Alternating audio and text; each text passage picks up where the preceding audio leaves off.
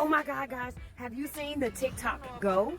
Let me just show you. Make sure you save this video and make sure that you comment so I can know who you are and I can make sure you get to this playlist when I share updated tips on monetization.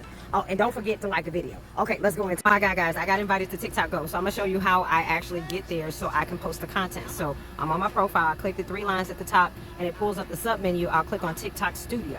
When I go to TikTok Studio, I wanna go to the monetization tab and go to TikTok Go, okay? On here, once you set it up and you get accepted into the program, you need to set up your preference, meaning the states that you have visited or plan to visit, and you get to upload that content. So in order for you to upload the content, you need to actually go, let me get my highlighter, to the marketplace once you have been accepted into the program, okay? I just got accepted, so there you go.